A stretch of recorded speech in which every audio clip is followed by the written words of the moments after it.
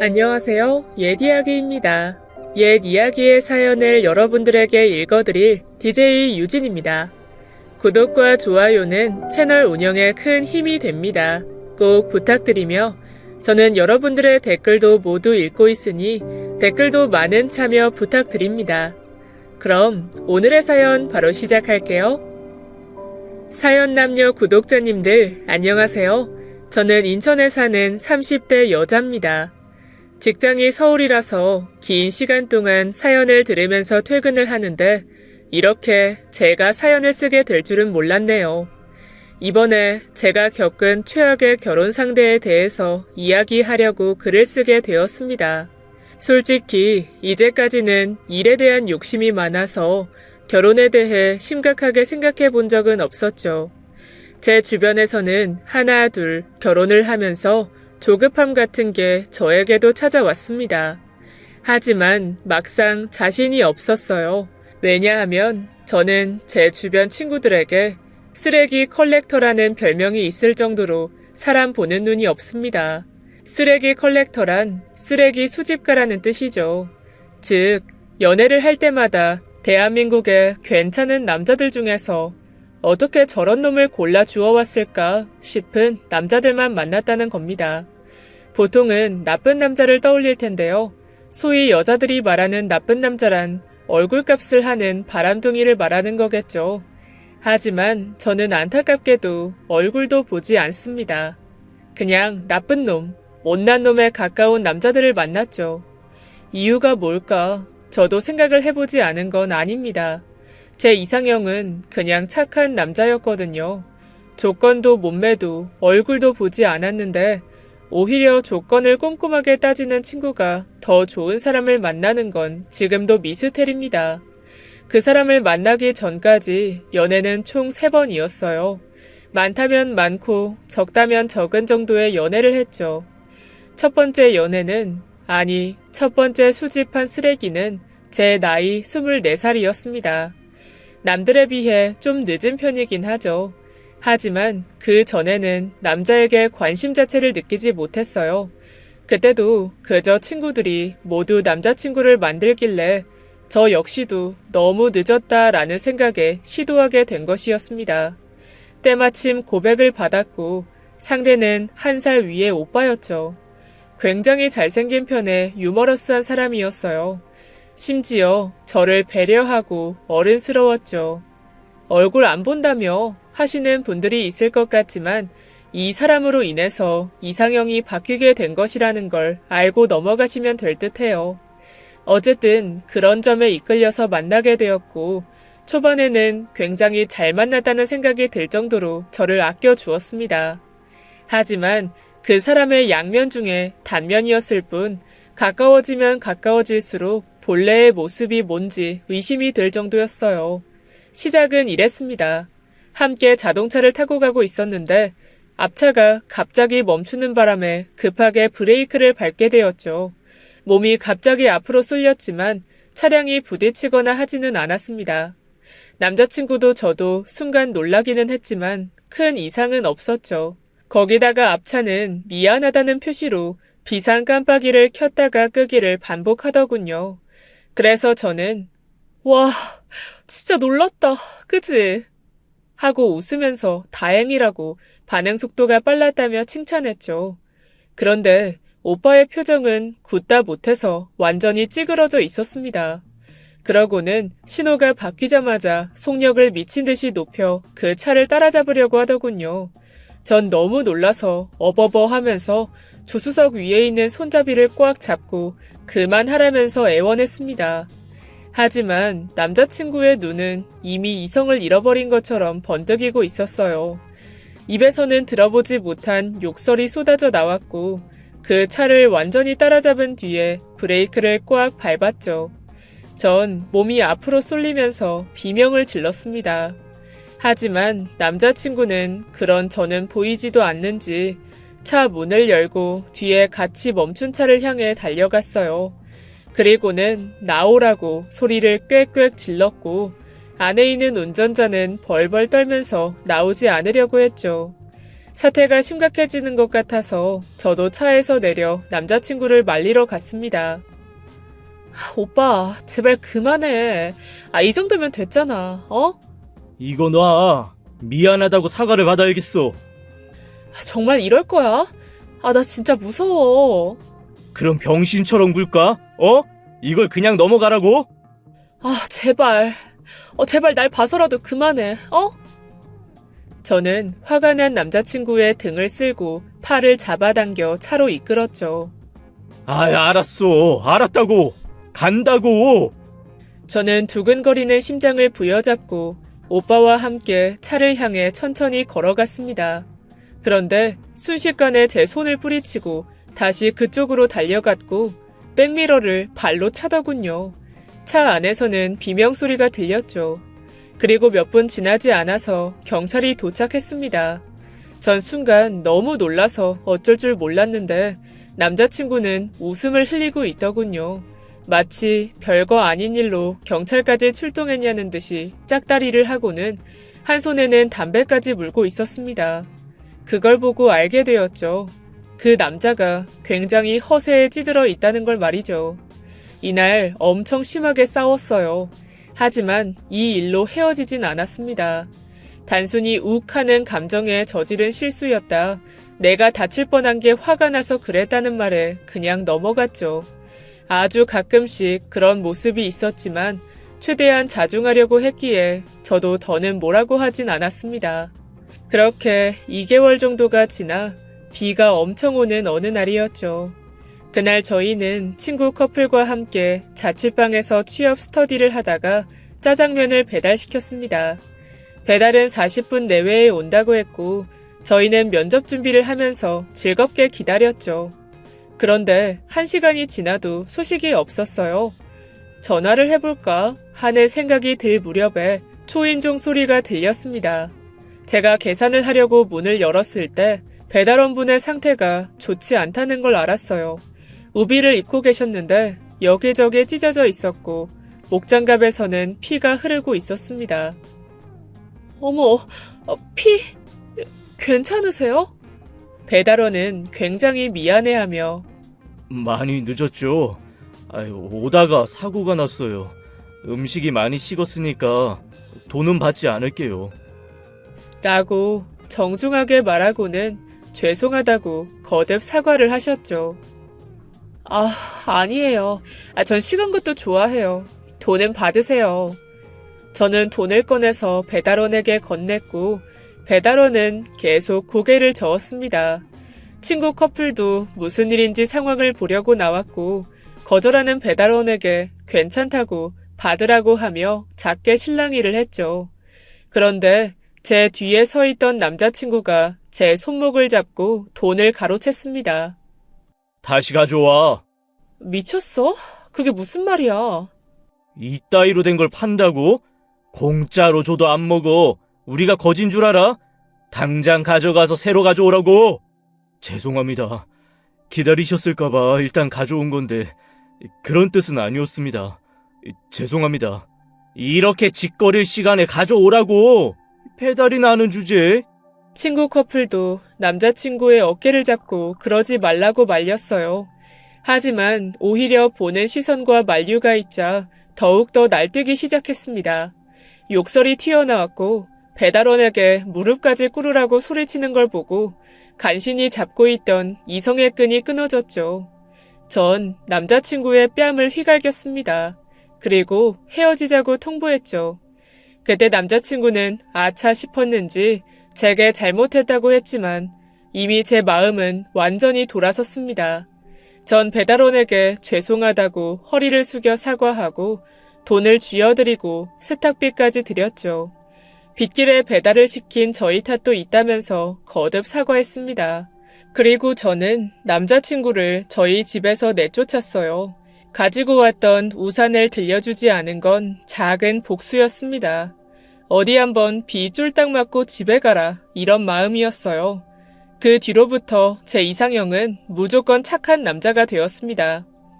다음 연애는 2년이 지난 후였고 두 번째 쓰레기는 다행히 착했어요. 비록 가난한 취업준비생이었지만 상관없었죠. 왜냐면 제가 직장에 다니고 있었기 때문입니다. 돈이야 더 많이 버는 사람이 더 많이 내면 그만이라고 생각했기에 큰 문제가 되지 않았죠. 그런데 정도가 점점 지나치기 시작했습니다. 마치 하루 종일 굶고 있다가 뷔페에 온 것처럼 굴었거든요. 그 시작은 늘 끊임없이 눈치를 보는 것이었습니다. 누구라도 돈이 없으면 눈치를 볼 수도 있기에 저는 이 부분은 충분히 배려를 해주려고 기분 상하지 않게 계속 권해야 했죠. 커피숍에 갈까? 저기 괜찮은 커피숍 있어. 아니야. 난 오늘 커피가 별로라. 좀 걷자. 한여름인데. 그래. 그러지 뭐. 하지만 목적 없이 한여름에 2시간을 불편한 구두를 신고 걷는 건 행군이나 마찬가지였고 전 몇 번이나 다리가 아프다고 했지만 꿈쩍도 하지 않더군요. 오후 2시 공들인 화장은 다 흘러내리고 마스카라는 번지고 뜨거운 아스팔트에서는 아지랑이가 올라오는데 숨이 턱턱 막히기 시작했습니다. 저기 나 좀 안고 싶은데 여름이라서 힘도 들고. 조금만 더 걷자. 어? 커피 그냥 내가 살게. 제발 들어가자. 내가 너무 힘들어서 그래. 날 위해서 가는 거라고 생각하면 되잖아. 어쩔 수 없나? 알았어. 그래도 난 자기가 힘들게 번 돈을 나 때문에 쓰는 게 미안해서. 뭐, 이 정도는 귀엽죠. 얼마나 눈치가 보였으면 제게 이렇게까지 하나 싶었습니다. 그런데 문제는 그게 아니었어요. 아이스 커피 한 잔이랑 자기는? 더블 에스프레소 칩 프라푸치노에 휘핑 많이. 그리고 자바칩 토핑 추가해주세요. 뭐? 그래요. 이 녀석은 그렇습니다. 이 녀석은 가장 비싼 커피숍에서 저는 살면서 한 번도 먹어보지 못한 김, 수완무, 거북이와 두루미 같이 이름이 길고 장식이 엄청나게 올라간 그런 음료를 시키는 거였죠. 눈이 핑핑 돌아갈 정도로 높게 쌓은 과자들을 아삭아삭 씹으면서 저에게 부담 줘서 미안하다고 하는 걸 보니 이게 착한 건지 눈치가 없는 건지 헷갈리기 시작했습니다. 하지만 그 정도도 솔직히 귀여웠어요. 좀 부담이 되기는 했지만 그간 얼마나 못 먹었으면 하는 짠한 생각이 들었기 때문이죠. 이런 일은 식사를 할 때도 그랬고 선물을 줄 때도 있었습니다. 전 덕분에 가장 비싼 한우도 먹어보게 되었고 명품이라는 것도 사보았죠. 연애를 하는 내내 제가 받은 거라고는 바짝 마른 드라이 플라워와 여자들 손톱에 바르는 영양제가 전부였습니다. 그게 제 생일 선물이었죠. 그런데 말입니다. 이거 봐. 죽이지? 이거 진짜 최고야. 이거 최신형 아이폰이네? 어디서 났어? 당연히 샀지. 뭘 어디서 나. 이거 사려고 2달간 용돈을 얼마나 모았는지 몰라. 뭐? 용돈? 용돈을 얼마나 받는데? 200 정도? 월세 내고 관리비 내고 식비하고. 헛웃음이 나더군요. 제 월급이 세후 180 정도였기 때문이었죠. 저는 이를 꽉 깨물고 물었습니다. 200? 그렇게나 많이? 자기 집 어렵다고 했잖아. 어렵지. 아버지가 택시 기사 하시는데 내가 얼른 취업이 되어야 할 텐데 걱정이다. 전 화는 났지만 참았어요. 이제까지 그 정도로 용돈을 받는지 몰랐던 건 저였고 남자친구도 일부러 제게 돈을 쓰지 않은 건 아닐 거라고 애써 이해하려 했습니다. 그래도 200인데 내 월급보단 많잖아. 그럼 오늘은 네가 밥 사.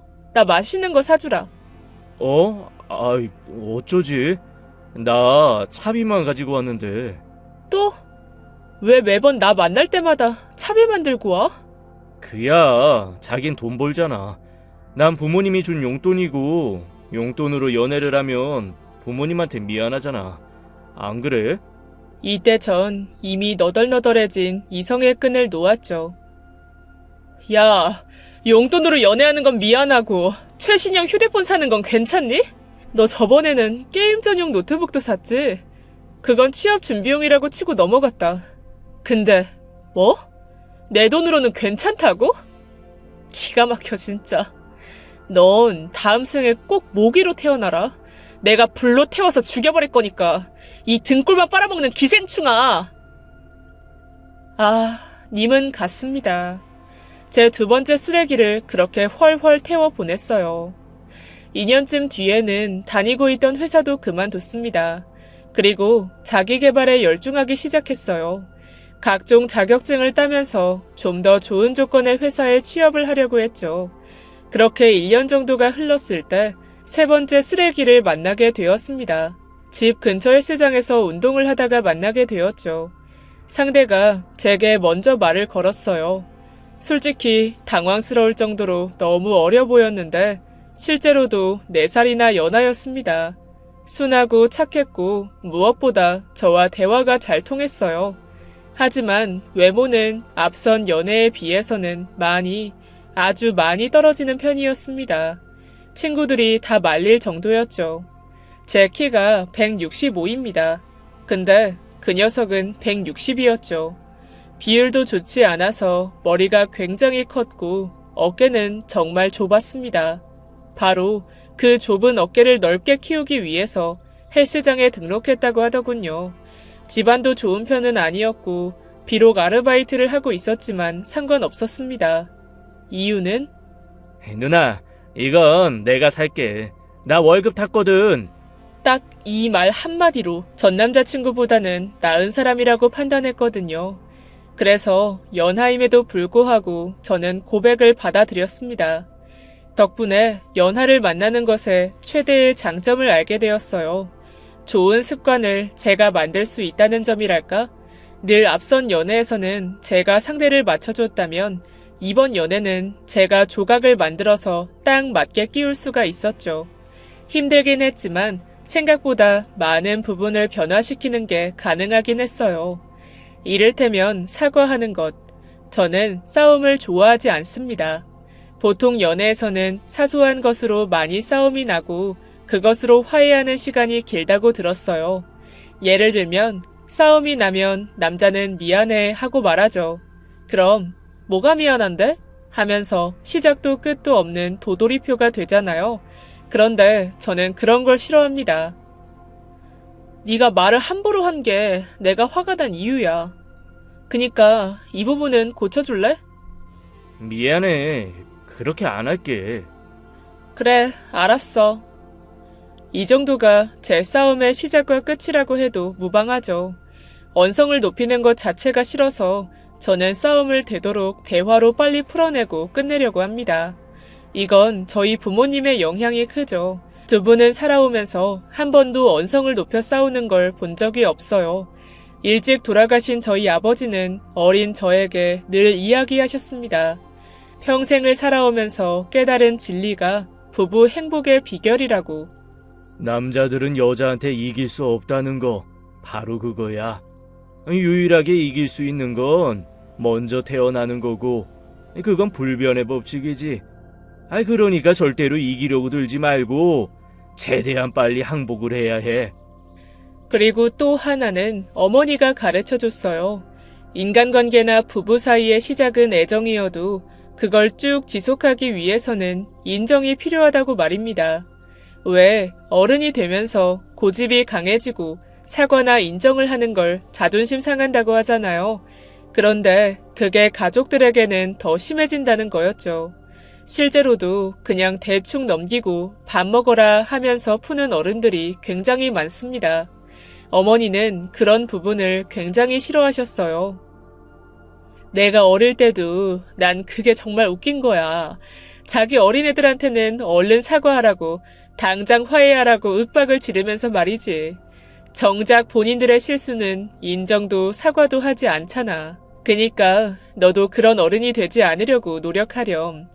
잘못을 인정하고 사과할 줄 아는 게 진짜 어른이야. 전 두 분의 말씀을 거름 삼아서 성장했고 이런 부분들을 가르쳐 줄 수 있었습니다.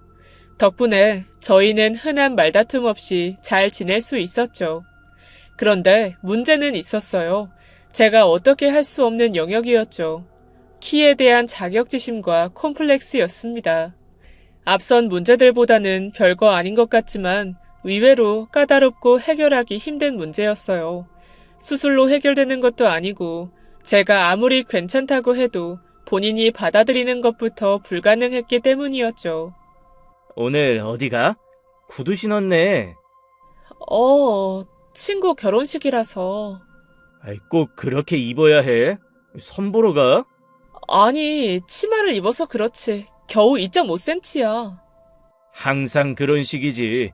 그럼 나는 여기서 깔창 더 껴? 알았어.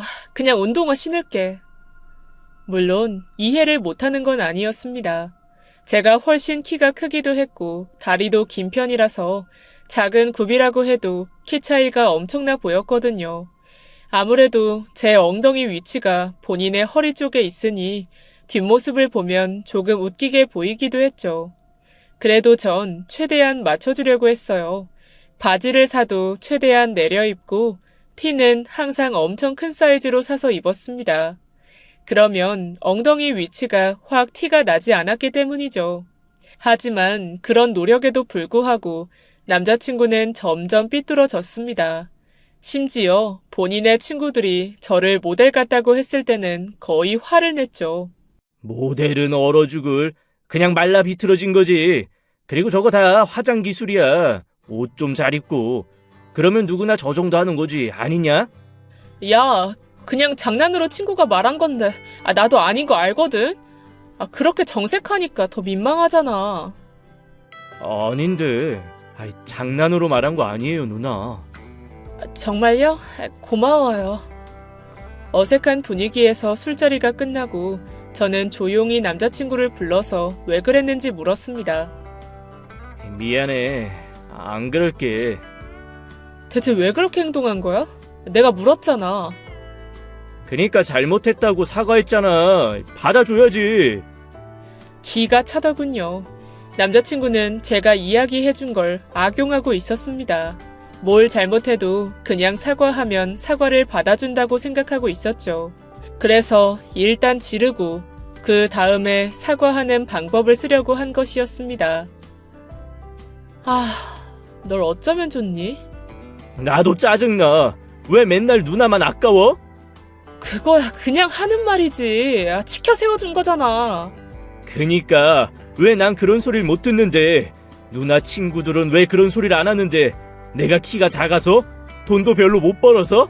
얼굴이 별로니까? 날 무시하는 거 아니야. 아니야. 여자들은 그런 말 잘 안 해. 대신 내가 잘생겼다, 멋지다 해주잖아. 아니, 웃기잖아. 난 4살이나 나이 든 사람 만나는 건데 아까워도 내가 훨씬 아깝지. 왜 누나가 아깝냐고. 그래, 네가 아깝다. 아까워. 헤어지자.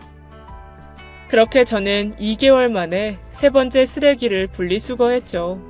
이 녀석은 아쉬울 거 없다는 듯 헤어지더군요. 알고 보니 꼴에 다른 여자가 있었습니다. 그 여자의 키는 144. 저는 진심으로 축하해 주었어요. 이게 맛이 들렸는지 저에게 자랑하듯이 본인들의 연애사를 시시콜콜하게 이야기했죠. 너무 예쁘다, 너무 완벽하다면서 그 여자가 너무 좋다고 밤마다 전화가 왔어요. 그런데 딱 일주일 후에 헤어졌다고 울면서 애원했습니다.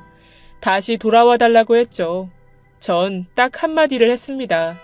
꺼져 라고 말이죠. 짧은 몇 번의 연애에서 제가 모은 쓰레기는 이걸로 끝이길 바랬습니다.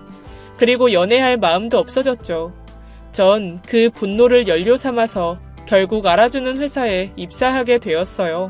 최악의 상황이긴 했지만 전 결국 그런 경험들이 저를 성장시켰다고 생각했습니다. 어차피 돌이킬 수 없다면 최대한 긍정적으로 받아들이는 게 좋을 것 같아서였죠.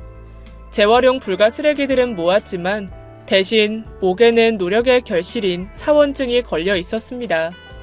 안타까운 건 노력하면 얻을 수 있는 것이 많지만 다른 누군가를 만난다는 건 노력으로도 얻지 못할 수 있다는 거였죠. 이건 제가 연애를 하면서 깨닫게 된 것이었습니다. 배려하고 이해하고 인정해도 결국은 제 마음과 같지 않다는 것. 결국 전 30 초반까지 혼자 지냈어요. 그러다가 회사 동료의 부탁으로 나간 곳에서 그 사람을 만나게 되었습니다. 바로 제가 글을 쓰려고 결심한 가장 큰 부분을 차지한 사람이에요. 170 정도의 키, 통통한 체격에 작은 눈, 그리고 8대2 가르마에 촌스러운 8살 연상의 남자. 각자 소개를 하는 내내 집중을 하지 않고 주변에 있는 물건에 각도를 맞추기 시작했죠. 처음에는 유난스럽다 정도였는데 만난 지 1시간이 채 되지 않아서 그 이상을 보여주더군요. 식사를 주문하고 나서 물티슈와 알코올 솜을 꺼내서 수저며 씻기며 싹 닦아서 건네는 겁니다. 강박에 가까울 정도로 닦고는 자신의 손도 소독을 하더군요. 그런데 막상 음식을 먹을 때는 음식을 채 씹지도 않고 말을 하거나 튀기기도 했습니다. 결벽은 자신을 제외한 다른 물체 혹은 상대에게만 해당하는 듯 했죠. 그것뿐만이 아니었습니다. 대체 누구랑 그렇게 연락을 하시는 건지. 혹시 바쁜 일이 있으면 그냥 가셔도 돼요. 아, 저희 어머니요. 어머니가 너무 궁금해 하셔서요. 아, 그러시구나. 네, 저도 홀어머니 밑에서 자랐거든요. 그래서 어머니가 외롭지 않게 자주 연락을 해요. 그렇군요. 좋은 분이시네요. 아이, 당연한 거죠. 아버님 일찍 돌아가셨다면서요. 저랑 비슷하네요. 저희 어머니도 힘들게 저를 키우셨어요. 아, 음식이 맛있어서 다음에 같이 오자고 연락드린 건데 죄송해요. 제가 눈치가 없게 연락을 했죠. 전 손을 내저었죠. 아, 괜찮아요. 생각보다 좋은 사람이구나 싶었습니다. 그래도 전 딱히 만남을 이어갈 생각은 없었어요. 사실 그렇게 누군가 만나고 싶지 않기도 했고 단순히 착하다는 것에 정확한 기준도 확신할 수 없었기 때문입니다. 그래서 전 정중하게 2번째 데이트 신청을 거절했죠. 그런데 그 남자는 정말 오랫동안 저를 따라다녔습니다. 제가 다니는 회사 앞에 찾아와서 커피를 주고 가기도 했고 매일 아침 안부 문자를 보내면서 제가 부담스럽지 않은 선을 지켰어요. 물론 저는 중간중간 딱 잘라서 거절을 했지만 그 사람에게는 통하지 않았습니다. 부담을 줄 생각도 억지로 만나고 싶은 것도 아니라며 꾸준하고 가벼운 정도로 안부만 주고받는 걸로 만족한다고요. 제가 한 번도 만나보지 못한 사람이었습니다. 기다릴 줄 안다는 게 제게 안정을 주더군요. 그리고 저만 꾸준히 봐준다면 그거야말로 정말 착한 사람이 아닐까 하는 생각도 들었죠. 그래서 한번 만나보자고 생각했습니다. 그런데 아주 지독한 마마보이더군요. 그래도 그게 나쁘진 않았습니다. 단순하게 효심이 깊다는 정도로 생각했어요. 그것도 약간 유별나게. 이거 좋다. 오빠, 우리 이 영화 볼까? 볼까요? 라고 해야죠. 우리 존댓말 쓰기로 했잖아요. 알았어요. 이 영화 어때요? 전 봤어요, 지난주에. 그럼 이 공포 영화는 어때요? 이것도 봤는데 어쩌죠? 아이, 그리고 저것도. 이렇게 많이 봤다고요? 엄마랑 같이 봤죠. 엄마가 영화를 참 좋아해요. 다음에 우리 셋이 같이 보러 가면 좋겠다. 그쵸? 좀 찜찜하긴 했지만 홀어머니를 둔 같은 입장으로 이해하고 넘어갈 수 있었습니다. 그리고 그 부분을 빼면 정말 착하고 성실한 사람이었거든요. 오로지 저만 보고 있는 느낌은 이전의 연애와는 확실하게 달랐습니다. 그래서 어쩌면 이 사람과는 오래 만나볼 수 있겠다 싶었죠. 더 이상은 짧기만 한 연애는 하고 싶지 않았기 때문이었어요. 유머 코드도 맞지 않았고 공통 관심사도 없었지만 대신 저를 많이 아끼고 배려해주는 건 최고였습니다. 제가 생리통이 굉장히 심한 편인데 그때면 늘 초콜릿과 따뜻한 핫팩 그리고 진통제까지 챙겨줬죠. 그건 늘 커다란 가방에 넣고 다녔는데 그 안에는 물병이며 우산이며 반창고까지 있었어요. 저는 모든 물건이 다 있다면서 도라에몽 가방이라고 불렀죠. 심지어 저의 운동화도 한 켤레 들어 있었습니다. 높은 굽에 도통 적응하지 못해서 늘 까지고 아픈 제 발을 위해서 말이죠. 세상에 이렇게 다정한 사람은 절대로 없을 거라고 생각할 정도로 온통 제 물건만 가득한 가방이었어요. 연애는 반년 정도 지속되었습니다. 평안한 날들의 연속이었죠. 그러다 재작년 여름 사건이 터지고 말았습니다. 커피숍에 앉아 남자친구의 노트북으로 영화를 보고 있었어요. 그런데 그 사람 옷에 커피가 튀어서 화장실로 가게 되었습니다. 한참 걸리겠구나 생각하고 혼자라도 보고 있는데 카카오톡 알림이 떴죠. 봐서는 안 된다는 걸 모르지는 않았는데 하필 상대가 엄마였어요. 그래서 호기심을 이기지 못하고 들어갔죠. 그런데 남자친구와 어머니는 서로 대화를 하고 있었습니다. 저와 뭘 먹었는지부터 뭘 챙겨줬는지까지 세세한 상황이 실시간으로 올라가고 있었죠. 저는 약간 소름이 끼칠 정도였어요. 제가 오늘 입은 옷부터 핸드백 이름까지도 모든 정보가 전송되고 있었으니까 당연했습니다. 샤넬? 씀씀이가 해픈 거 아니니? 명품을 좋아하는 것 같긴 해. 여자가 주제를 알아야지. 사치나 부리고. 그래도 쇼핑 자체를 좋아하는 건 아닌 듯. 그런 건 초장에 잡아야 돼. 생리하는 건 걱정 마. 내가 잘 챙겨줬어. 모든 게 거짓이었어요. 그 사람은 모두 어머니의 명령에 따라서 움직이고 있었던 겁니다.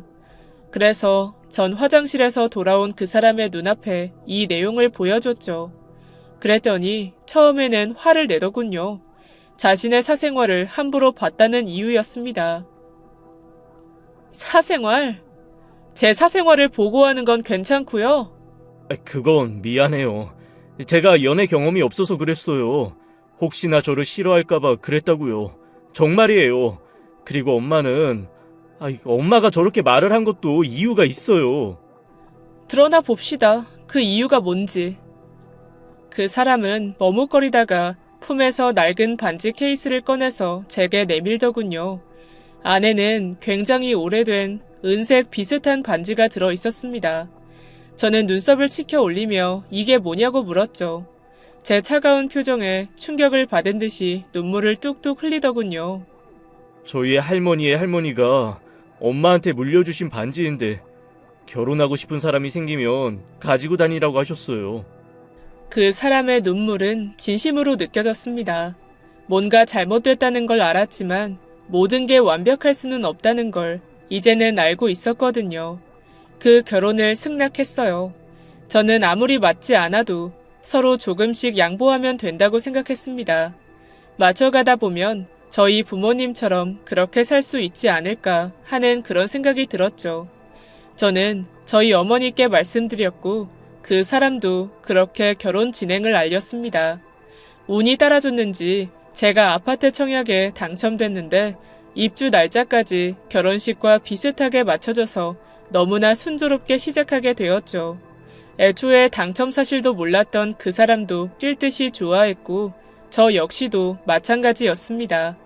하지만 코로나로 인해 결혼식 날짜를 미루고 또 미루게 되었어요. 이사도 돕고 짐 정리하는 것도 내가 도울게요. 이왕 이렇게 된 거 미리 들어가서 살아도 좋고요.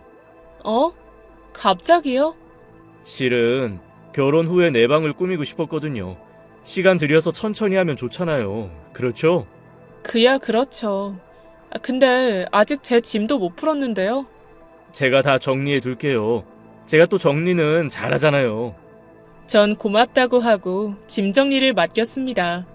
전 회사 일도 바쁜데다가 아직 그 아파트로 들어갈 생각이 없었기 때문이었죠. 그래도 온전히 모든 일을 맡겨 미안한 마음에 생필품과 초밥을 사들고 집으로 찾아갔어요. 집에 들어서자마자 모든 게 텅텅 비어 있었습니다. 너무 완벽하고 깔끔하게 거실이 정리가 되어 있었죠. 그런데 안방을 본 순간 너무 놀라고 말았어요. 여기 있던 아버지 유골함 못 봤어요? 그거 버렸어요, 제가. 왜 그런 걸 집에 둬요? 뭐라고? 어디에? 우리 엄마가 그런 거 부정 탄다고 버리라고 했어요. 어디에 버렸는지 알면 다시 찾아오게요. 안 돼요. 귀신 들린 물건을 집에 들이면 저희한테 좋지 않아요. 야, 어디 나가 버렸어? 존댓말 하라고 했죠. 자꾸 무식하게 굴래요? 서로 존중하고 배려하면서 살자니까요. 전 정신을 반쯤 놓고 맨발로 아파트를 빠져나왔습니다.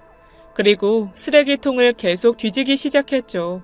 손에서는 땀이 흘렀고 눈물도 흘렀습니다. 미쳤어. 미쳤어. 저는 저 자신을 책망하면서 손에서 피가 나는 줄도 모르고 유리를 따로 모아둔 함에 손을 쑤셔 넣었죠. 몸이 벌벌 떨리고 이가 딱딱 부딪혔습니다. 누군가 와서 괜찮은지 물었지만 아무것도 들리지 않았어요. 아빠, 아빠 하면서 저는 계속 쓰레기를 뒤졌습니다. 그때 저를 염려하던 목소리의 주인공이 저를 잡아 세우더군요. 눈물 때문에 앞이 가려서 잘 보이지 않았죠. 저는 계속 울었습니다. 이거 놔요. 아빠를 찾아야 된다고요. 아이, 백사오총각. 무슨 일이라고? 아이, 저 이분이 지금 뭘 찾고 있다는데요. 뭐 아빠라고. 아이, 아빠? 아이, 혹시 유고람? 저는 너무 놀라서 미친 듯이 고개를 끄덕였죠. 경비 아저씨는 기다리라고 했지만 저는 뒤를 쫓아갔습니다.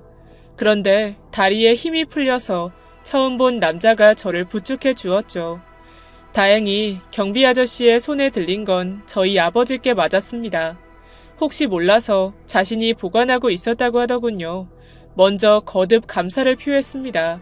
저는 그걸 끌어안고 다시 엉엉 울음을 터뜨렸죠. 1004호에 산다는 남자분은 제게 슬리퍼 2짝을 신겨주시곤 돌아가셨습니다.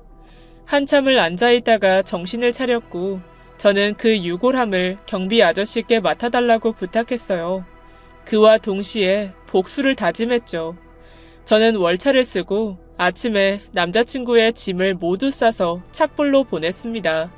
그리고 그 사람이 소중히 여기던 값비싼 피규어를 고아원에 기부해버렸죠. 속이 시원했습니다. 그리고 비밀번호를 바꾸고 그 집에서 나와버렸어요. 야, 너 미쳤어? 이대로 끝내자는 거야? 내가 그걸 어떻게 모았는데 그걸 버렸다고? 우리 아버지를 버린 것보단 훨씬 나아. 그리고 존대하신다면서요. 왜 무식하게 반말이니? 난 지금 화가 났잖아. 당장 돌려줘. 그리고 싹싹 빌어. 아니면 너랑은 끝이야? 끝내. 그럼 되잖아. 그래, 좋아. 너 그럼 당장 아파트 반값 내놔. 뭐? 저는 순간 귀를 의심했습니다. 파혼 위자료라면서 아파트를 판 값을 정확히 받겠다는 소리를 하더군요. 멍청한 건 내가 분명 인지는 하고 있었는데 위자료를 받는다고? 결혼도 안 하고? 너 이 정도로 멍청했어? 너 위자료 줘야지. 법적으로 그래. 너 때문인데 내가 고소할 거야. 법? 누가 그런 소리를 해? 네이버 지식인에서 그랬어. 맙소사. 저는 이렇게 4번째 쓰레기까지 주었다는 걸 인정해야 했습니다. 정말 고소 준비를 했는지 네이버 지식인에 대한 신용도가 떨어졌는진 모르겠지만 얼마 가지 않아서 저를 다시 잡더군요. 그래도 통하지 않자 자신이 준 걸 도로 돌려달라고 했습니다. 그래서 결국 한 번 만나서 얼굴에 반지를 던져줬죠. 그게 전부였으니까요. 이게 제 사랑의 끝이었습니다. 조건을 너무 보지 않은 게 제 문제였다고 친구들이 그러더군요. 조건을 보는 건 이력서와 같다고 상대를 모르니까 얼마나 열심히 살았는지 나도 알기 위한 거라고 했죠. 그 말도 일리가 있는 것 같습니다. 저는 조건을 보지 않고 사람을 보려고 했지만 결국 오만이었고 결국 전 그 누구도 얻지 못했으니까요. 하지만 전 괜찮습니다. 후회도 원망도 하지 않아요. 그러기에는 제 인생이 너무 아까우니까 말입니다. 그게 벌써 3달 전이네요. 얼마 전에 어머니와 분양받은 아파트로 들어왔죠. 그리고 1004호 남자와 동네 친구가 되었습니다. 그러다 바로 어제 고백을 받았어요. 잘 모르겠지만 만나보려고 합니다. 전처럼 저번 연애보다 나은 사람이면 된다가 아니라 한 번도 상처받지 않은 것처럼 사랑해 보려고요. 후회 없이. 지금까지 예디약이었습니다. 끝까지 함께 해주신 여러분 진심으로 감사드리며 저는 내일 이 시간 다시 돌아올게요. 감사합니다. 안녕하세요. 옛이야기입니다. 옛이야기의 사연을 여러분들에게 읽어드릴 DJ 유진입니다. 구독과 좋아요는 채널 운영에 큰 힘이 됩니다. 꼭 부탁드리며 저는 여러분들의 댓글도 모두 읽고 있으니 댓글도 많은 참여 부탁드립니다. 그럼 오늘의 사연 바로 시작할게요. 안녕하세요. 얼마 전까지는 제주도에 살고 있었던 40대 중반의 여자입니다. 고향은 쌀과 복숭아가 유명한 경기도 이천인데 어쩌다 보니 남편의 고향인 제주도로 내려가서 살게 되었죠. 결혼은 딱 올해로 10년이 되었고 초등학교 1학년 딸의 엄마이기도 해요. 결혼 전에 남편과 만나게 된 곳은 제주도도 이천도 아닌 경기도 일산이었습니다. 아무래도 이천이 시골이다 보니 저도 대학을 졸업하고 쭉 일산에서 일을 하고 있었거든요. 당시 남편은 일산에서 출퇴근을 하던 직장을 다니는 회사원이었죠. 그래도 나름 이름 있는 회사여서 복지도 좋았고 수입도 괜찮았습니다. 남편과는 연애 1년 만에 결혼을 결심했고 저희 신혼의 시작도 그곳이었죠. 주관적이긴 해도 저에게 있어 일산은 꽤 좋은 곳이었습니다. 도시와 시골을 적당히 섞은 곳이랄까요? 조용하면서도 깔끔하고 적당히 사람도 편의시설도 많았죠. 호수공원에서 산책도 하고 라페스타에서 영화도 보고 술도 한잔 하고요. 지금도 여전히 그런지는 모르겠습니다. 그때는 거리에서 공연도 꽤 많이 해서 굉장히 낭만적인 곳이었거든요. 그때까지는 아무런 문제가 없었습니다. 맞벌이였기에 설거지는 네가 해라, 빨래는 내가 할게 이러면서 남들처럼 평범하게 싸우고 화해하고 그리고 서로를 배려하는 법을 배웠어요. 그게 결혼이라면 나쁘지 않다고 생각할 정도로 평화로웠고 언제까지나 그렇게 살 거라고 생각했습니다. 그런데 제가 아이를 가지게 되고 어느 날 남편이 나 제주도에서 살고 싶어. 아니, 우리 제주도에서 살자. 라고 하더군요. 절대로 싫어. 아이, 제발 좀 좋게 좀 생각해봐. 설마 시댁에서 가까워서 그래? 최대한 멀리 잡아서 살면 되잖아, 어? 솔직히 끔찍하게 싫었습니다. 시댁과 죽음은 멀면 멀수록 좋다는 말을 주변에서 늘 들어왔기에 더욱 반대했죠. 하지만 남편은 자신이 꿈꿔왔던 결혼 생활이 제주도에 있다고 철석같이 믿더군요. 뭐에 홀린 사람처럼 저를 설득했죠. 아침이면 바닷가를 거닐며 산책을 하고 아이는 자연에서 뛰어놀길 바랬습니다. 저도 지금 생각하면 그때 잠깐 미쳤던 것 같아요. 그런 이야기를 들으면 들을수록 솔깃해지고 나쁘지 않겠다라는 생각이 들었어요. 제주도에 남편과 여행을 갔을 때를 떠올리면 정말 행복했거든요. 따뜻한 커피 한 잔을 양손으로 쥐고 추운 바닷길을 걸었을 때도 행복했고 고기를 밖에서 구워 먹을 때도 좋았던 기억이 떠올랐습니다. 그렇게 여행지라고만 생각했던 제주도에 대책도 없이 우리 부부는 내려오게 되었죠. 하지만 삼면이 바다라는 그 제주도에서 저희가 자리를 잡은 건 신의 한복판이었습니다. 바다는 얼어 죽을 환기를 시키려고 문을 열면 먼지만 가득 들어오는 도로변 앞이었어요.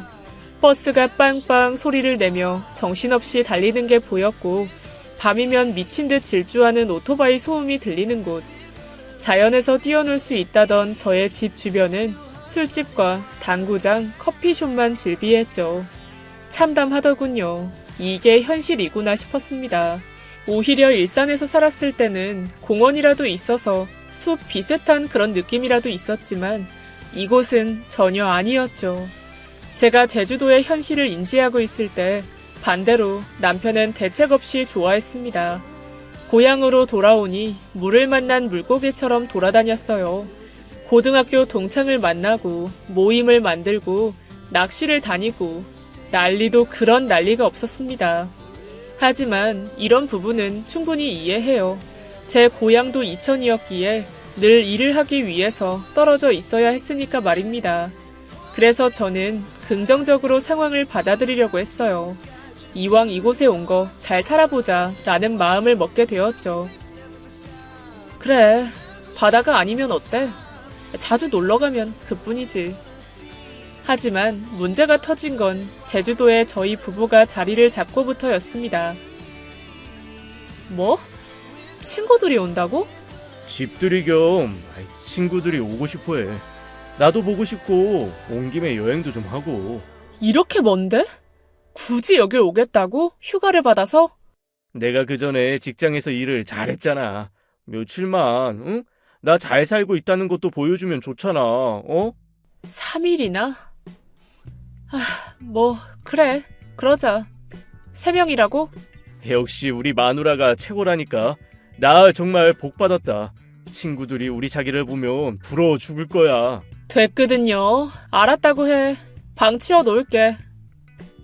처음에는 싫지 않았어요. 임신으로 몸은 고되고 힘들긴 했지만 원래 제가 사람을 무척이나 좋아했기 때문에 그 북적거리는 느낌이 좋았죠. 남편의 친구들이니 최대한 편하게 쉬다가 갈 수 있도록 배려를 해 주었습니다.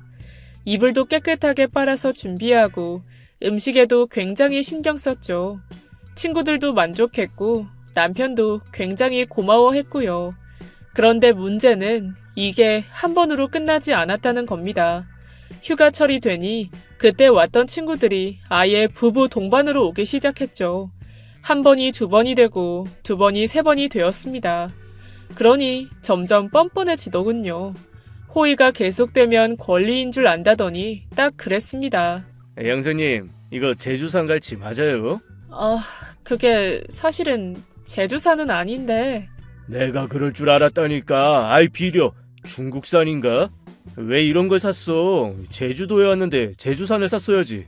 당신도 참. 그게 아니라 이것도 맛은 있는데. 센스 없기는. 제주도에 왔는데 잘 대접해야지. 야야, 나가자. 나가서 내가 한턱 살게. 뭐 사줄 건들? 흑돼지 먹어봐야지. 내가 제대로 된 거 발견했거든. 아이 정말? 그럼 우리야 너무 좋지. 결국 만삭의 저는 손님들이 남기고 간 다 식은 음식을 치워야 했죠. 설거지하고 뒷정리하고 이불도 갈아주고 옷도 빨아줘야 했어요. 제주도에 내려와서 일을 하지 않고 있음에도 불구하고 저는 조금도 쉬지 못했습니다. 그렇다고 청소를 하지 않을 수도 없었죠. 바닷가를 다녀왔는지 바닥은 늘 퍼석퍼석한 모래 알갱이들이 밟혔고 화장실 하수구도 자꾸만 막혔어요. 빨래 건조대를 가득 채운 수건들을 보면 여기가 저희 집인지 모텔인지 헷갈릴 지경이었습니다. 더구나 남편도 친구들이나 부부 동반으로 사람들이 오면 계속해서 돈을 쓰고 다녔죠. 기름값은 둘째쳐도 차도 허락 없이 쓰고 시트는 바닷물에 젖은 상태로 왔습니다. 그걸 친구라는 사람들은 당연하다는 듯 굴었고요. 얼마나 습관이 되었는지 외식을 하러 가면 친구 부부는 늘 밖에 먼저 나가버릴 정도였죠. 제일 어이가 없는 건 저나 남편이나 이전에 벌어둔 돈으로 모든 걸 충당하고 있다는 사실이었습니다. 더구나 아직 이삿짐도 제대로 풀지 못한 상태로 사람들을 계속 받고 있으니 답답할 노릇이었어요. 순간 이건 아니다 싶었죠. 당신 지금 그걸 말이라고 해? 현실이 그렇다는 거야. 돈을 받든가, 아니면 오지 말라고 해. 돈? 돈을 받겠다고? 날 위해서 찾아왔는데 우리가 무슨 하숙이야? 친구한테 돈을 왜 받아? 당신도 친구들 오잖아. 그런데 돈 달라고 할 거야? 내 친구들도 와. 근데 걔네는 다들 숙소 따로 잡고 오거든? 이게 날 위한 거야. 뻔뻔하게 여기서 제주 은갈치 찾는 게 왜 당신을 위한 거야? 매번 올 때마다 당신이 술 사고 밥 사고. 이게 친구야? 친구들이 정말 그래? 그럼 날 보기 위해서 이 먼 곳까지 왔는데 내가 그 정도도 못해?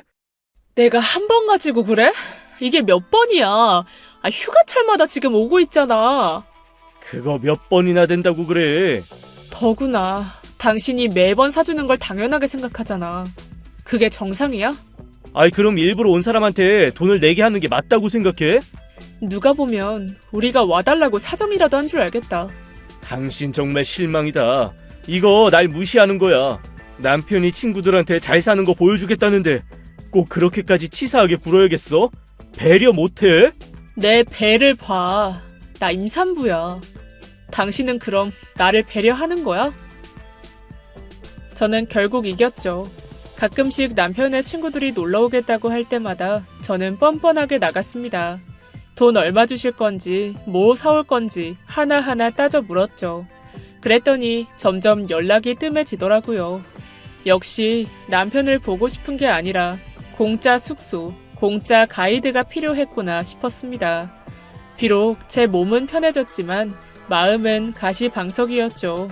남편이 그 일로 쭉 기분이 안 좋았거든요. 그때부터 버릇처럼 자신을 무시하는 것 같다는 소리를 하기 시작했죠. 그래도 아이를 낳고 난 뒤에는 둘 다 정신이 없어서 그런가 그 싸움이 커지진 않았습니다. 하지만 시간이 좀 더 흘렀을 때 통장이 바닥을 보이기 시작했죠. 드디어 발등에 불이 떨어진 겁니다. 아마 남편도 그때 알았겠죠. 제주도가 어떤 곳인지 말입니다. 제주도는 관광산업이 특화되어 있는 곳이라 일자리가 많이 없어요. 육지처럼 공장이 있는 것도 아니고 지리적인 문제로 회사들도 많지가 않죠. 대부분이 자영업자거나 기술을 가지고 있는 사람이 많습니다. 이 정도는 흔히 다들 알고 있는 거겠죠. 좀 더 솔직하게 말해볼까요? 지역 중심 문화는 물론이고 육지보다 월급은 훨씬 적은데 물가는 무척 높습니다. 그래서 남편의 눈높이에 맞는 직장을 찾는 게 힘들었어요. 결국 계속된 구직 실패에 친구가 운영하는 택배업소에서 일을 하게 되었습니다. 몸을 쓰는 일인데도 벌이가 그렇게 좋지 않았죠. 더구나 남편이 이전에 하던 일과는 전혀 무관한 일이었기에 그 일을 하면서도 불만이 끝이 없었습니다. 정말 미치겠다. 내가 이따위 일을 할 사람이 아닌데 왜? 무슨 일 있었어? 어떤 여자가 나한테 음식물 쓰레기를 버려달라고 했다니까? 이런 걸 뉴스에서나 봤는데 정말 어이가 없어서 내가 누군지를 알고. 하긴 나도 그런 뉴스 봤었어. 그래서 어떻게 했는데? 한판 싸웠지. 무식해가지고 말도 통하지 않더라. 그래서 음식물 쓰레기 봉지를 그 여자한테 던져버렸지. 뭐? 그래서 일은? 그만둘 거야. 내가 그따위 일을 오래 할 것 같아? 그래도 당신 친구가 만든 자리인데 그런 식으로 나오는 건... 이런 일자리는 위에선 절대 상상도 할 수가 없어. 해달라고 무릎을 꿇어도 안 해. 내가 왜 이런 취급을 받아? 그래도 지금은 일이 없으니까... 친구가 하도 부탁을 해서 나도 어쩔 수 없이 하는 거야. 내가 수능을 망치지 않았으면 대기업에서 일했을 거야. 알아? 당신도 알잖아. 내가 멘사 출신인 거. IQ가 무려 156이라고. 멘사가 뭐야? 표준화된 지능 검사를 통해 특수한 2%만 받을 수 있는 거야. 결혼 전부터 그런 말을 가끔 하곤 했었어요. 본인은 세계에서 인정한 천재라는 둥, 어릴 때부터 아주 영리해서 보기만 해도 암산으로 문제를 풀곤 했다는 둥, 수학에 강하다는 둥, 한 번 들은 건 절대로 잊지 않는다 라는 말이었습니다. 실제로도 남편은 자신의 IQ에 대한 자부심이 대단했죠. 실제로 멘사 회원증도 있었고 주기적으로 멘사 모임에도 참석하곤 했어요. 저도 그걸 대단하다고 생각하긴 했습니다. 왜 TV에서도 연예인들이 멘사 출신이라는 말을 하면 다들 놀라곤 하잖아요. 이 때문에 뇌가 섹시하다는 뜻으로 뇌생남 뇌생녀라는 별명을 가지기도 하고 말입니다. 그래도 예전에는 어쩌다 가끔 그런 말을 했는데 제주도로 내려오면서 때와 장소도 가리지 않고 점점 횟수가 많아졌죠. 심지어 아파트 경비원에게도 자랑을 했을 정도니까 더 설명할 필요가 없겠네요. 알지만 어쩌겠어. 일단 이 일 하면서 다른 일도 계속 구해보자. 현실을 좀 봐. 이런 총구석에서 나 같은 인재를 어떻게 받아주겠어. 나를 부담스러워하는 게 확실해. 아니면 왜? 나를 떨어뜨려. 그쪽으로는 경력이 없어서 그런 거 아닐까? 당신이 눈높이를 조금만. 당신 나 무시해? 지금 나 택배 나오고 있다고 무시하는 거냐고. 내가 언제. 그런 게 아니야. 눈을 낮춰라. 그리고 경력이 없다. 이런 말이 무시지 뭐야. 당신이야말로 개나 소나 할 수 있는 일 하면서 나 무시해? 당신은 편하게 일하라니 모르는 거야. 그렇게 쉽게 말하는 게 아니야. 내가 언제 쉽게 말했다고 그래? 그리고 나도 아이 돌보면서 일하잖아. 실제로 저는 공부방 선생님으로 일을 하고 있었어요. 공부방이라는 게 아무래도 자택에서 하는 거라서 아이를 돌보면서 하는 게 그나마 어렵지 않거든요. 그래서 시작하게 된 일인데 생각보다 잘 맞았습니다. 물론 힘든 부분도 있어요. 홍보도 홍보지만 유치원에서 초등학생 그리고 중학생까지도 가르치는 일이기에 더욱 그랬죠. 하지만 늘 남편은 이 일이 앉아서 하는 쉬운 일이라고 무시하며 단정지어 버렸습니다. 솔직히 그게 더 힘들더군요. 넌 애들을 가르친다는 사람이 이것밖에 못해? 아니야. 나 수업 전에 얼마나 많이 준비하는데. 양이 중요해? 질이 중요하지. 이건 뭐 총체적인 난국이네. 야, 수업 자료를 이렇게 해놓고 부끄럽지도 않아? 생각이라는 걸 할 수 있게 창의적으로 못해? 그 정도로 머리가 안 돌아가? 왜 말을 그렇게 심하게 해? 안 그러면은 넌 이해를 못하니까 내가 빙빙 돌려 말하면 이해는 하고. 항상 수업을 준비하고 있는 저에게 남편은 저의 교육 방식이 틀렸다고 지적하곤 했죠. 그래도 저는 저보다 훨씬 똑똑한 남편의 이야기를 많이 들어주었습니다. 그래야 만족하기도 했고 그런 거에 기쁨을 느끼는 것처럼 보였거든요. 저를 가르치고 나무라고 언제나 자신이 옳다고 하는 사람의 비위를 맞추는 건 굉장히 힘든 일입니다. 그래도 제가 남편의 이야기를 들어준 건 오죽하면 저렇게 할까 하는 안타까운 마음이 그 시작이었어요. 하지만 그게 잘못된 선택이었나 봅니다. 어느 순간부터 남편이 무시하는 걸 당연하게 받아들이고 있었거든요. 저도 모르게 말입니다. 남편도 저도 습관이 되었던 거죠. 여보, 나 이제 회원수가 35명이나 된다? 잘 됐지? 20명이나 30명이나 애들 코 묻은 돈 얼마나 된다고. 그리고 새로운 애들 중학생들이라며 당신이 가르칠 수준은 되고. 그야 열심히 하면 되는 거고. 고등학생은 좀 무리지만 나 대학에서도 물리 전공이라서 아직 어렵진 않아. 웃기네. 야, 애들한테 망신이나 당하지 마. 그래, 얼른 공부나 해. 머리가 안 좋으면 뭐 노력이라도 해야지.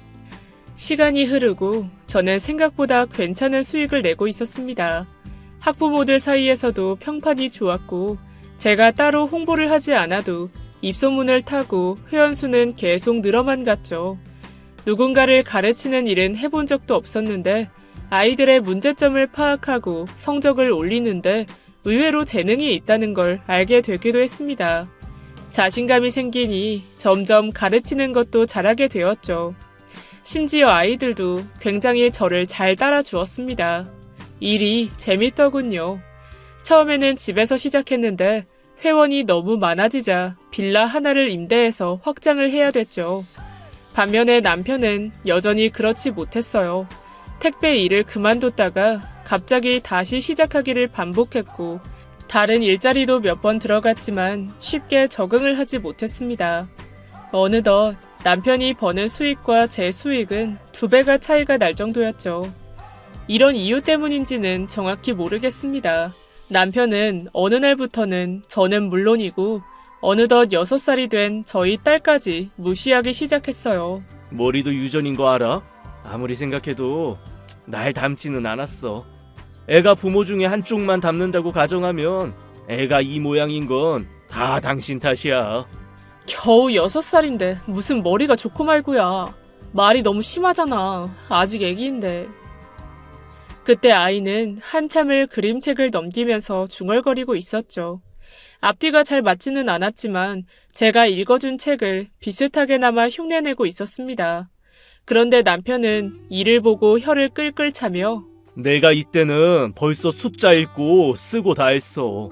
딱 하는 것만 봐도 각이 나오지. 공간 지각 능력이 없다니까. 하고는 아이를 한심한 눈으로 보더군요. 그러는 당신은 공감 능력이 없어? 애한테 왜 그래? 언제는 숲에서 뛰어놀게 해주겠다며 제대로 놀아주지도 않으면서 뭐? IQ가 어쩌고 머리가 어째? 당신 너무 심하단 생각은 안 들어? 감싸지 마. 어릴 때 학습을 해놔야지.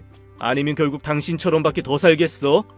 난 걱정이 되는 거야. 난 숲에서 뛰어놀더라도 머리는 좋을 줄 알았지. 내가 IQ가 이렇게 높은데 자식도 높아야지. 아니야? 그래서 뭐 어쩌려고. 내 딸은 내가 가르칠까 싶어. 그렇게 강압적으로 가르치면. 당신도 아이가 똑똑해지면 좋잖아.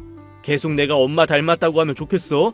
창의적으로 가르치면 되는 거 아니야? 그런데 더 가관인 건 실제로 택배 일까지 그만두고 아이를 직접 가르치기 시작했다는 겁니다. 아이는 계속해서 나이에 맞지 않는 학습량을 소화해야 했죠. 계속된 피로를 호소하는 아이를 잡고 계속 지능에 대한 집착을 했습니다. IQ 테스트를 어디서 구해왔는지 그걸 계속 시험치게 하고 결과를 보고 아이에게 대놓고 엄마처럼 무식하다는 말도 서슴지 않았죠. 이때 정말 이 사람 미쳤구나 싶었습니다. 자격지심이 확실해 보였죠. 이건 점점 심해지더니 신문을 읽다가도 경제 상식을 물어보고 대답하지 못하면 바로 면박을 주기 시작했습니다. 하루는 퍼즐 문제를 사들고 와서 매일 하나씩 풀도록 시키기도 했죠. 자기야, 이건 어떻게 풀어? 여기 설명 보면 알겠구만. 그니까 설명 읽었는데 여기 이 부분이 이해가 잘 되지 않아서 그래. 이게 문제야. 당신은 스스로 하려는 법이 없어. 일단 모르면 물어보고 그렇게 하니까 이해력이 떨어지지. 이상하게도 남편은 제가 모르는 걸 물어보면 묘하게 피하는 느낌이 들었습니다. 이때부터 뭔가 이상하다고 생각을 했던 것 같아요. 이전부터 이런 일이 몇 번이나 있었기 때문입니다. 그래도 딱히 의심을 하진 않았죠. 그래도 저는 남편을 어떻게든 이해해 보려고 했어요. 남편이 왜 이렇게까지 삐뚤어졌는지 한편으로는 이해도 가서 최대한 심기를 거슬리지 않으려고 했죠. 당시에 또 일자리를 구하지 못해서 집에서 계속 위기소침해 있고 친구들도 만나러 가지 않는 모습을 보면서 정말 너무 밉지만 안타까운 마음이 훨씬 더 컸기 때문입니다. 그래서 남편의 말이나 행동도 모두 받아주었죠. 하지만 더는 이해할 수 없는 수준에 이르고 말았습니다. 바로 제 딸아이의 말투가 그것이었어요. 제가 동화책을 읽어주다가 그만 깜빡 졸았는데 무식해가지고는 아무것도 모르면서 하고 딸이 저의 손을 치는 겁니다. 너 지금 뭐라고 그랬어? 어? 내가 물었는데 엄마가 대답을 못했잖아. 엄만 진짜 무식해. 너 어디서 그런 못된 말을 배웠어? 제가 정색하자 딸은 살짝 놀라나 싶더니 아빠가 그랬어. 내가 엄마 닮았다고. 그래서 멍청하다고. 하고 울음을 빵 터뜨렸어요. 이제야 이 상황을 그대로 둬서는 안 된다는 생각이 들었습니다. 하지만 방법이 딱히 떠오르진 않았죠. 이미 앞서서 몇 번이나 남편에게 무시하는 발언을 하지 말아달라고 이야기를 해봤지만 습관을 쉽게 고치지는 못했거든요. 정확히는 고치지 않았을지도 모르겠습니다만 어쨌든 그래서 저는 좀 더 충격적이면서도 획기적인 다른 방법을 떠올려야 했죠. 이혼? 솔직히 남편이 속을 뒤집을 때마다 그렇게 강경하게 나가고 싶을 때가 많기는 합니다. 그런데 이 문제를 입에 올리며 이혼 이야기가 오가면 아이에게 좋지 않을 것 같았죠. 설령 이혼을 하게 된다고 하더라도 아이를 저와 남편 사이에 싸움의 시작으로 두고 싶지도 않았고 말입니다. 그래서 저는 결심했죠. 맨사 시험을 보기로 말입니다. 떨렸지만 철저하게 준비했어요. 매일 밤마다 열심히 공부하고 또 공부했습니다. 혹시나 떨어질까봐 남편에게 비밀로 하기 위해서 친정에 다녀온다고 했죠. 그리고 그 시기에 맞춰서 서울에서 시험을 치렀어요. 시험을 준비하는 건 간단했습니다. 맨사 코리아 홈페이지를 통해 분기마다 한 번씩 신청을 할 수 있게 되어 있고 44,000원이라는 응시비만 내면 되는 거였죠. 이제까지 저도 직장을 다녔기 때문에 다른 시험도 쭉 봐왔지만 정말 허술하더라고요. 장소도 이상했지만 빈 강의실 하나에 사람이 듬성듬성 앉아있고 컴퓨터용 사인펜 하나를 지급해 주었습니다. 바닥은 너무 더럽고 감독관도 어설프게 느껴졌죠. 시험은 그저 공간 능력, 도형 추론 문제 정도였습니다. 어려운 문제도 분명 있었지만 대기업에서 하는 인적성 검사가 더 어렵게 느껴질 정도였어요. 생각보다 어렵지 않게 잘 풀었습니다. 이게 정말 상위 2% 사람들을 위한 문제라고? 뭔가 이상했죠. 의문이 들었습니다. 그리고 그 의문이 풀리는 것에 얼마의 시간이 걸리지 않았어요. 저도 메일을 통해 가입 권유를 받았기 때문입니다. IQ는 남편과 같은 156으로 나왔죠. 이 이야기가 믿기지 않으신가요? 저도 믿지 않습니다. 놀라서 믿기지가 않는 게 아니라 신용이 가지 않는다는 뜻이죠. 솔직히 말해서 저는 머리가 좋은 편은 아닙니다. 노력파에 가까웠죠. 심지어 남들보다 2배로 노력해야 겨우 따라잡는 사람이에요. 저는 저 자신을 누구보다 잘 알기 때문에 이 결과를 납득하지 못하겠더라고요. 운이 좋았다? 그럴 수도 없습니다. 운이 아니었어요. 문제의 수준이 그렇지 못하다는 걸 알고 있기 때문입니다. 때문에 이 부분을 자세히 알아보니 제가 알고 있던 맨사가 그렇게 대단한 게 아니라는 걸 알게 되었습니다. 혼자 생각해왔던 천재 입증서가 아니었어요.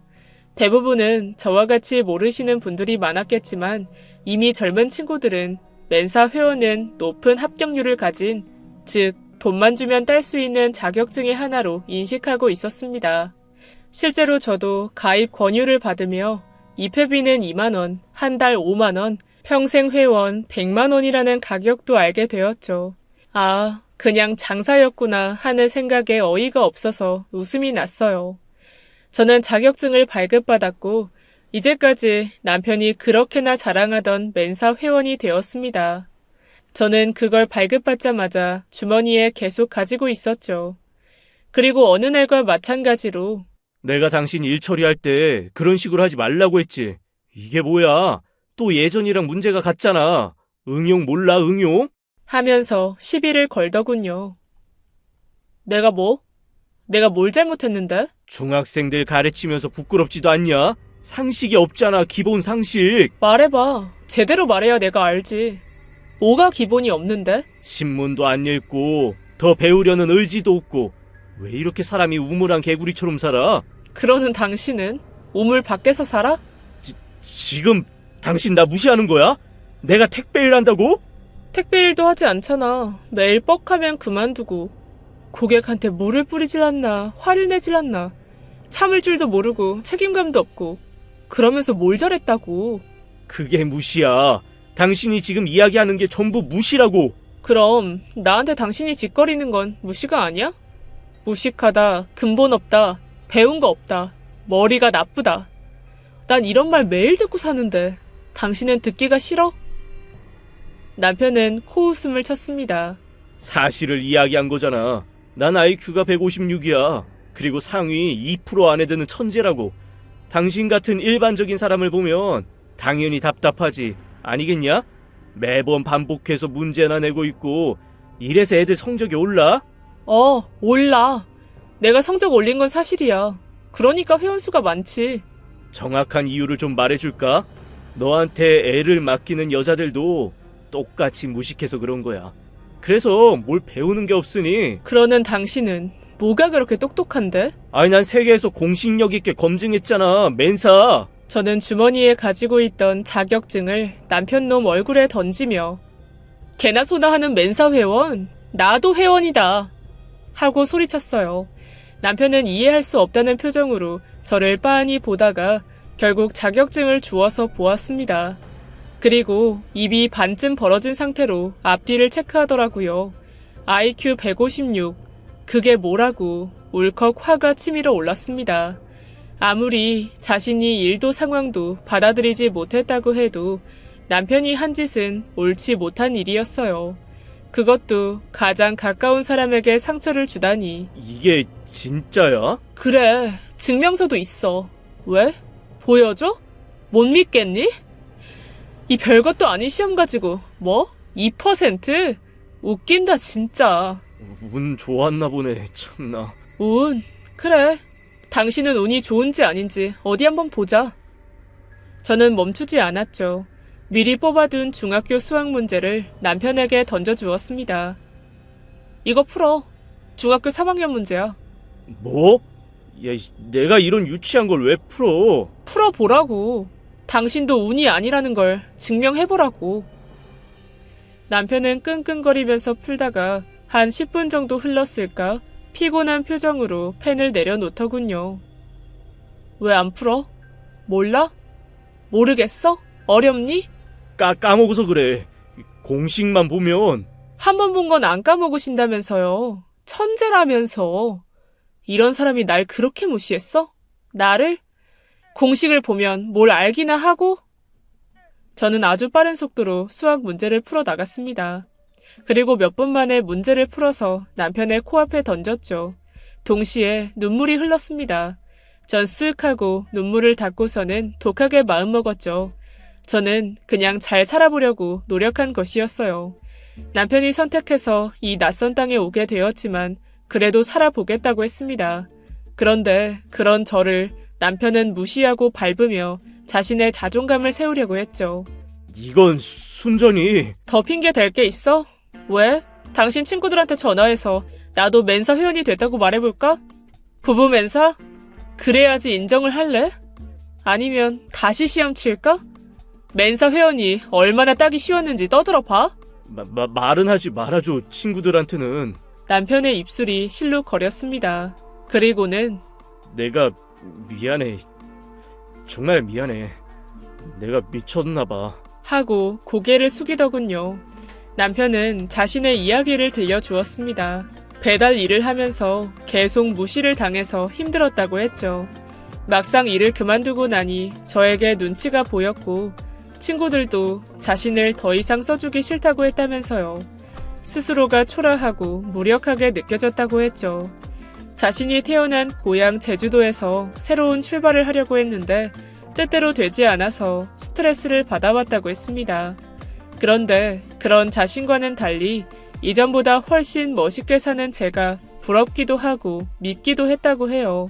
이제 내가 필요 없을 것만 같아서 무서웠어. 당신은 혼자서도 충분히 잘 살게 되었잖아. 예전에 내가 늘 당신을 위해서 막 뭔가를 해줄 수 있었어. 그런데 그걸 다 빼앗기니까 자격지심에 나도 모르게. 당신은 아빠잖아. 우리 딸의 아빠. 꼭 뭔가를 해줘야 남편이야? 우린 부부잖아. 딱 1년이었어. 난 여기랑 안 맞나봐. 그래서 나가고 싶었어. 그런데 당신은 여기에 너무 잘 적응한 거야. 그래서 참아. 진작 말하지 그랬어. 왜 말 안 했어? 그야 내가 오자고 해놓고 그렇게 말하는 게. 좋다. 우리 제주도에서 나가자. 아니야. 내가 잘못했어. 내가 다시 마음 잡아볼게. 나 때문에 괜히 여기 일도 자리가 잡혔는데 그러지 마. 자기야, 나 여기 처음부터 싫었어. 여행으로 오기는 참 좋긴 한데 거짓말 하지 마. 진짜야. 여기 로켓프레시 안 되니까 너무 짜증나. 뭐? 겨우 그런 것 때문에 이 좋은 일자리를 포기한다고? 저는 고개를 무심하게 끄덕였습니다. 진심이었어요. 물가? 일자리? 그런 건 다 괜찮았는데 배송이 너무 늦어서 그게 제일 힘들긴 했던 건 사실입니다. 추가 배송비가 드는 것이 보통이었고 도서 산간 지역으로 분류가 되어서 아예 택배를 못 받는 경우도 허다했죠. 쿠땡에서는 그나마 로켓 배송은 되는데 음식물은 불가했거든요. 그렇게 저희는 진짜로 별것도 아닌 이유로 모든 걸 포기하고 무료 배송 지역인 경기도 일산으로 돌아가게 되었습니다. 돌아온 지 딱 반년 만에 저희 둘 모두는 취직에 성공했죠. 아이는 이제 초등학교에 들어갔고요. 비록 저는 제주도에서처럼 많이 벌지는 못하고 있습니다. 그래도 후회는 절대로 하지 않죠. 대신 남편이 이전처럼 밝아지고 점점 이전에 자신감 있는 사람으로 돌아오고 있어서 만족하고 있어요. 여전히 자기가 맨사람에서 떠들고 있긴 하지만 저와 눈이 마주치면 바로 고개를 숙입니다. 얄밉긴 해도 어쩌겠어요. 저는 단점도 받아들이는 게 부부라고 생각합니다. 누구나 완벽하진 않잖아요. 그리고 그보다 더 좋은 장점을 보고 사는 거죠. 비록 시국이 좋지 않아서 멀리 갈 수는 없지만 저녁에는 공원으로 산책을 가는 게 일상이 되었어요. 잔잔한 호수를 보고 있으면 여전히 제주도에서 6년이 조금 넘는 시간이 떠오릅니다. 참 아름다운 곳이긴 했지만 그 6년 동안 바닷가를 한 번도 가보지 못했거든요. 요즘에는 1년 살기다 이런 유행인지 혹은 생활의 환기 등을 이유로 많은 분들이 제주도를 꿈꾸는 사람들이 많은 것 같습니다. 그래서 문득 제 경험을 써보았네요. 제가 추천하는 건 1년? 너무 길죠. 제 경험상 최장 딱 한 달만 사는 게 좋은 것 같아요. 아, 마지막으로 이제 휴가철이잖아요. 설령 제주도에서 친구가 살고 있다고 놀러 가진 마세요. 정말 힘듭니다. 당장 나 하나면 어때? 라는 생각을 가진 분들이 많을 텐데 그 친구에게는 당신 말고도 여러 명의 친구가 더 있다는 생각도 꼭 해주세요. 제 긴 글 읽어주셔서 너무 감사합니다. 항상 행복하세요. 지금까지 예디야기였습니다. 끝까지 함께 해주신 여러분 진심으로 감사드리며 저는 내일 이 시간 다시 돌아올게요. 감사합니다.